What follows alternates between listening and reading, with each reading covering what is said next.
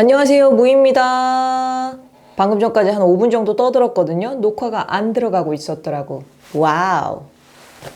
오늘 아침부터 병원 갔다 왔더니 힘들어요. 20대 때 쓴 건 내 체력이 아니었던 거야. 그러니까 20대의 내 체력이 아니었던 거지. 30대의 내 체력을 가져다가 쓴 거예요. 그럼 지금 똑바로 살지 않으면 40대가 더 불행해지겠죠. 그러니까 여러분 건강합시다. 무이. 오늘은 무슨 얘기를 할 거냐면 오늘은 구직 단념자 얘기를 해보려고 해요. 사실 저 조금 어릴 때만 해도 뭐 실업자, 퇴직자, 뭐 백수 뭐 이딴 얘기는 있었지만 구직 단념자라는 얘기는 비교적 최근에 등장한 개념인 것 같은데, 이제 구직 단념자가 뭔고 했더니 일을 하고 싶지만 일자리를 못 구해. 왜 못 구하냐면 자격이나 뭐 경험이나 나이나 뭐 이런저런 조건이 안 맞아서 일자리를 구할 수 없다고 생각이 돼서 포기하거나 쉬고 있거나 준비하는 것 자체를 좀 단념한 그런 사람이 이제 구직 단념자라고 볼 수 있겠는데요. 이런 구직 단념자가 올해 6월 기준으로 역대 최대로 많아졌대요. 근데 이 구직 단념자의 절반이 2030이에요. 그래서 왜 청년들이 이렇게 구직 단념자가 많을까? 젊고 팔팔하고 뭐든지 할 수 있는 사람들일 것 같은데, 그리고 특히 요즘 청년들은 뭐다 준비 많이 해서 스펙도 굉장히 많잖아요. 근데 왜 구직 단념을 하게 될까? 뭐 소위 니트족처럼 일하기 싫어서? 그냥 집에 있고 싶어서? 아니면 코로나로 뭐 일자리가 줄어서? 뭐 그럴 수 있겠죠. 그런 이유도 배제할 수는 없을 거예요.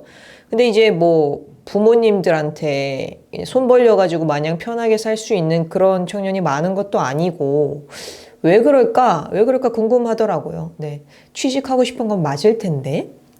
그래서 오늘은 2030 구직 단념자에 대한 얘기를 한번 해보려고 해요. 무이.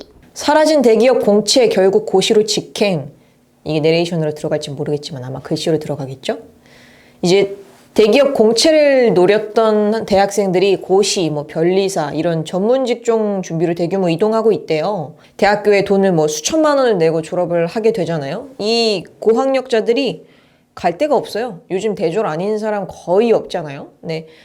뭐 대기업 공채는 없고 낮은 월급, 그냥 중소기업 들어가서 일하자니 월급이 너무 적어. 그래서 우리 지난번에도 그 수입 얘기해봤지만, 수입과 우리 생활에 필요한 최소한의 돈에 대해 얘기를 해봤지만 250만 원 이상은 최소한 한 달에 받아야 저금도 못하고 살 수 있단 말이에요. 그러면 뭐 대학교 나왔으면 등록금 빚졌을 텐데 이거 갚을 수도 없고, 그러면은 고시 공부, 뭐 기술직 공무원, 뭐 무슨 사 하는 이제 사자 국가 시험으로 몰릴 수밖에 없는 거죠. 어쨌든 잘리지 않고 정년 보장되고 월급도 보장이 되니까.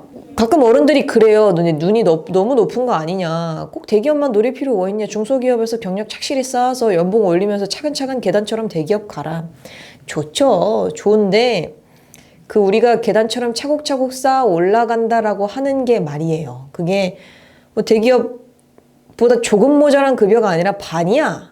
급여가 반토막이 나. 중소기업에서 도망치듯이 퇴사하는 경우 굉장히 많기 때문에 뭐 인수인계는 고사하고 뭐 아무 매뉴얼이 없어. 일을 배우려고 해도 선임자도 없고 매뉴얼도 없어. 뭐 이런 거에 잡일 많이 시키고 자기 일 떠밀고 야근도 많고 뭐 야근 수당 안 챙겨주고 뭐 이런.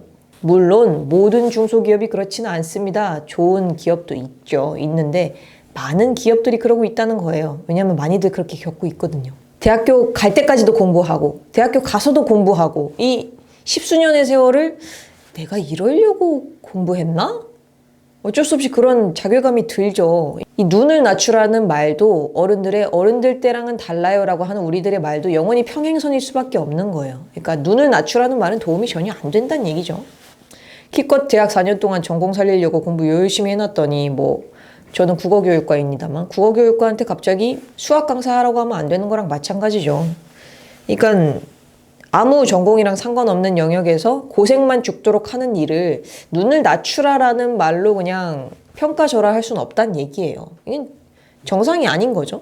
무이. 두 번째, 단기 알바가 취업인가요?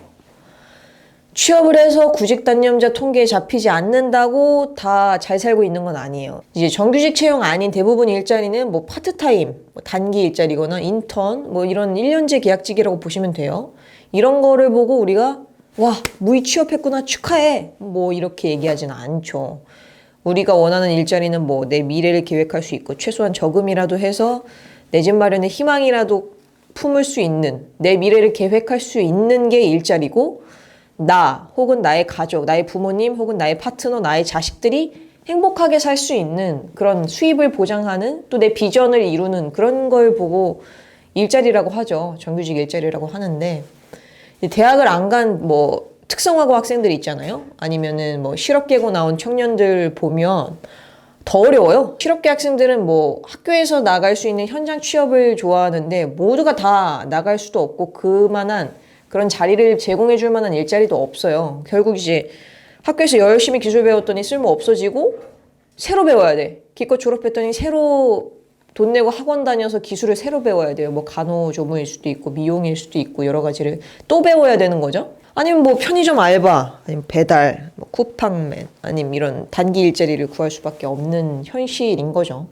이렇게 뭐 단기 알바, 뭐 단순 업무, 내가 했던 거랑 아무 상관없는 다른 기술직 이런 걸 반복하면서 한두 해를 보내고 나면 내가 배웠던 것도 쓸모가 없어져요. 내가 배웠던 지식이 현업에서는 낡은 것이 되어버려요. 워낙 빠르게 변하는 사회이기 때문에. 그러면은 지난 몇 년간의 세월은 그러니까 송두리째 없는 게 되는 거죠. 우리가 원하는 일자리가 과연 이거냐 그런 거예요. 눈을 낮추라는 말이 여기에 어디 들어갈 자리가 있냐는 거죠. 무이. 세 번째, 졸업보단 휴학생이 좀 낫다. 사실 취업 준비를 하려고 대학 졸업을 미루는 경우는 이제 저 때도 있었어요. 왜냐면은 대학생 신분이 유리하거든요. 일단 애플 학생 할인을 받을 수 이건 농담이고, 근데 어쨌든 이런 학생이기 때문에 받을 수 있는 혜택이 굉장히 많아요.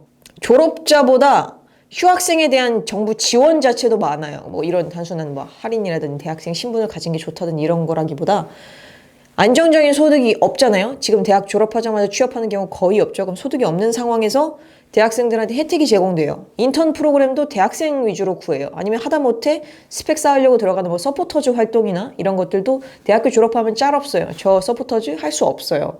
이런 스펙 쌓을 수 있는 기회들이 졸업을 하면은 전부 없어져요.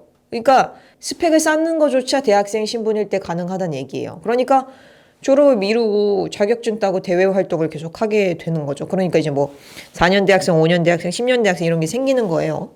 또 이런 이유도 있지만 다른 이유도 있는데 심리적인 거예요. 심정적인 거. 명절이라는 상황을 가정해 봅시다. 무이, 대학생 무이가 이제 명절에 친척 어른들을 만났어요. 무이는 요즘 뭐하니? 그러면은 내가 대학생일 경우 아직 학교에서 공부하죠. 그래, 공부 열심히 해서 판검사 되거라. 대화가 끝나요. 근데 내가 대학을 졸업했어. 대학 졸업한 지가 언제인데 아직도 취직을 못하고 너 게을러서 그래, 게을러서 네가 눈을 좀 안 낮추면 블라블라블라 뭐 이렇게 된다니까.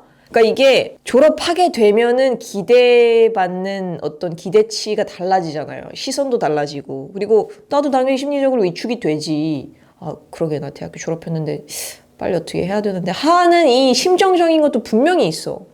분명히 있어요. 그래서 졸업을 못하기도 해요. 무이. 저는 그런 경우도 있었어요. 저 대학교 교수님께서 이제 긴이 전화로 무이야 좀 내가 아는데 이름만 올려서 취직된 걸로 해주면 안 되겠냐. 학교에서 취업률에 대한 압력이 세다라고 긴히 부탁을 하신 적이 있어요. 은사님께서 저한테 그런 부탁을 하게 되는 상황도 너무 속상했고, 제가 대학교 다닐 때 저희 학교 철학과가 폐과되는 걸 봤거든요. 철학과 학생들이 이제 아스팔트에 나와서 앉아있고 현수막 들고 있고 이런 것도 봤는데, 저희 과도 이제 교육과 특성상, 사범대학 특성상 졸업하자마자 다들 임용고시를 준비를 해요. 그러니까 자연히 취업률은 낮을 수밖에 없어요. 이거는 과의 특성상 어쩔 수가 없어요. 졸업하자마자 되면은 다 됐겠죠? 모든 사범대학생들이 다 선생님이 됐겠죠. 근데 임용되는 인원은 정해져 있고 대부분이 탈락을 하는데 그게 2년, 3년, 4년 지속되면은 그 사람은 계속 공백으로 취업률에 영향을 주는 거예요. 우리 과의 취업률을 낮추고 있게 되는 거예요. 근데 이거는 사범대라면 어쩔 수가 없는 거잖아요. 근데 사범대의 경우에만 이래요. 그건 제 예니까. 다른 분들도 마찬가지예요. 철학과? 철학으로 어딘가에 취직한다라고 하는 게 어려울 수 있잖아요. 뭐 강신주 선생님처럼 책을 쓸 수도 있는 거잖아요. 그러면은 취업률이 안 잡힐 텐데 이런 과마다의 특성이 분명히 있는데도 불구하고 취업률이라고 하는 걸로 그냥 그런 것들을 전부 재단해버리는 문화도 그렇고 되게 문제입니다. 전방위적인 문제예요. 그냥 단순히 청년들의 취업 의지 이런 문제가 아니라는 거죠. 무이. 세계적으로 청년 고용이 줄어요. 우리나라뿐만 아니라 많은 나라에서 사회적인 문제가 되고 있어요. 그중에서도 우리나라는 특히 심각한 수준이긴 하죠. OECD 청년 고용률 평균이 50%인데 영국이 64%예요. 일본은 60%고 미국은 56%인데 우리나라는 몇 프로? 42%밖에 되지 않는다는 점. 이게 우리가 원해서 간다기보다 모든 청년들이 대학을 갈 수밖에 없는 구조를 만들어 놓고선 졸업을 해도 취업길은 악화일로로 걷는, 결국 이제 편의점이나 뭐 배달업이나 이런 그 업 자체가 나쁘다는 게 아니에요. 그 업이 나쁜 건 아니지. 모든 업은 필요하지만 단기 알바로 내몰리게 된다는 거지. 내가 원하는 게 아니라, 내가 프리트고 싶어서, 내가 니트고 싶어서, 잠깐 돈 벌고 다른 거 하고 싶어서 그렇게 되는 게 아니라 그냥 거기로 내몰리게 되는 거야. 이런 걸 해소해보겠다고 뭐 취업 장려금도 주고 일자리 지원 사업도 주고 뭐 1유형, 2유형 해가지고 뭐 취업 교육도 시켜주고 좋아요. 좋고 고마운데 근본적으로 우리의 어떤 취업에 대한 패러다임을 바꿀 수 있는지는 의문스러울 수밖에 없죠. 양질의 일자리를 만들어 주세요. 험한 말 하게 하지 말고요. 사범대도 그래. 한 반 학생 수만 줄이면 학생 준다고 선생도 줄이는 게 말이 되나? 옛날엔 40명씩 한 반에서 막 수업하고 그랬는데 그때도 선생님 한 명에서 40명. 이제는 애들이 주니까 선생도 줄이고 하여튼 막 맨날 약간 이런 좀 쓰게 끝나는 것 같은데 좀 달게 끝날 수 있는 방법 없을까? 어쨌든 지금까지 더 밀레니얼 라이브의 무이였고요. 네, 이런 불평, 불만, 넋두리 뭐 이런 얘기 계속 할 거니까 혹시 뭐 관심 있으시면 구독이나 좋아요로 관심 표시해 주시고 원하시는 주제나 이제 다른 의견이 있으시면 언제든지 댓글창에다가 남겨주시면 대단히 감사하겠습니다. 지금까지 무이였고요. 다들 편안한 하루 보내세요. 우리 청년 화이팅! 화이팅!